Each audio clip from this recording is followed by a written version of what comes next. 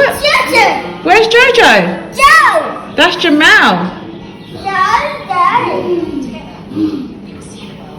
Jojo, Mummy, Joe. Oh, well done. Okay. So that's fine. So it's looking me. Okay, there we go. Okay. I'm doing quite a few of these. Okay.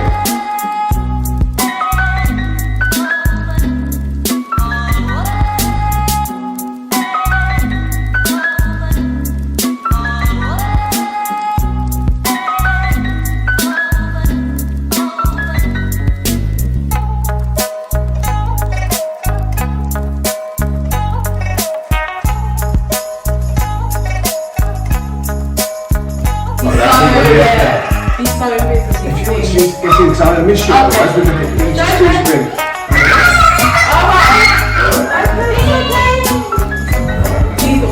That's fine. Jamal, come on. We're nearly done. I'm going to give you a lollipop. But let's do Do that. Okay. Yeah, I'm going to give you a lollipop. Come. Alright, do you want a lollipop? Okay, so I'm going to take a picture, okay? Alright, so this is not going to be smiling. I'll just look at it.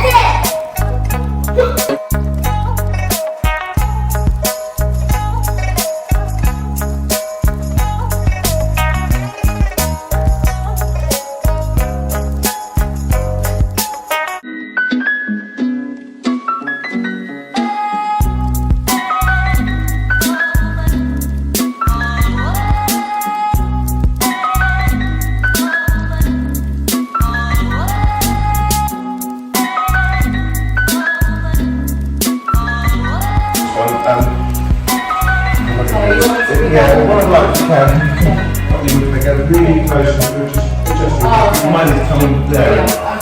Completely not the easiest in the world, that's good. It's a wrap.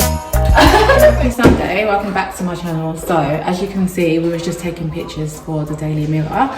So basically someone got into contact with me and basically just wanted to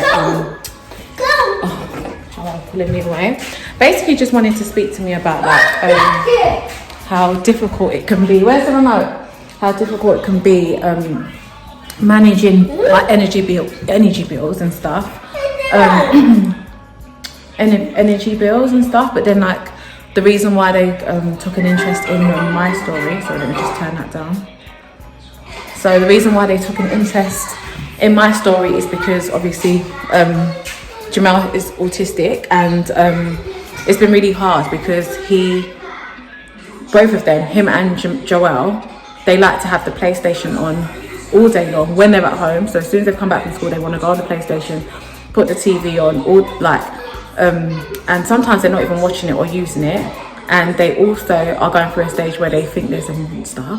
So they want the lights on all night. And sometimes, obviously, I leave it on for them until they fall asleep. But then I'm exhausted myself. And before you know it, I wake up and all the lights are still on. So my bills have been super, super high since I've moved in here. And obviously, I live in a new build property. So it's been quite hard because obviously there's nothing that kind of helps anyone in my situation where you have children with additional needs. There's like no leeway or no kind of discounts to consider the fact that my bills will be higher based on that. So yeah, the Daily Mirror, sorry, it's just a fish in the background, I just cleaned out the tank. So the Daily Mirror, they just wanted to kind of basically, well, they're saying they may use my story. So if it does come out, that's why they came to take photos of me and the kids today. Earlier on when I was at home, I got a phone call from the Daily Mirror to say that they've decided to go ahead with the story, so it should be out by tomorrow. So exciting times.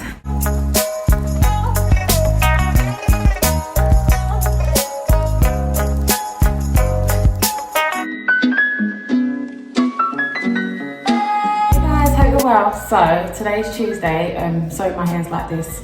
I'm going to get my hair cut today, so that's why my hair's just like in a hat. Well, I just kind of wanted to come and speak to you guys because as you can see from the previous footage, I spoke to the Daily Mirror, which is a British newspaper for anyone who's watching that's not from London or the UK, and I basically just told them my story, basically like how like energy bills and stuff has kind of affected my family. Obviously I live in a new building, this is my first time living in a new build, and there's like loads of different bills, loads of different things, but having a child with additional needs and them wanting to just have the PlayStation on all day, wanting to have the lights on all day because apparently there's an imaginary monster, it just does like obviously affects the bills because it makes them high. And obviously there's nothing in place for like families that have children with additional needs and stuff, that bills will be a bit higher because of certain things. So I just thought it was really important to share my story. Obviously headlines can be quite misleading. I think the headline was like mum had to quit her job to look after her children. That was not the case. Like I had no choice.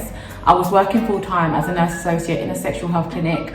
I tried to obviously get a part-time role because at the time Jamel hadn't been diagnosed yet, and I was going to a lot of meetings and just trying to figure out what was going on with my child. They were no help at all. Like that's the thing about a lot of these workplaces, like they will just replace you when they can. Like they're not willing to kind of give us working parents like help, and like I don't know, there's just not really any ideal job that fits in with like childcare and stuff.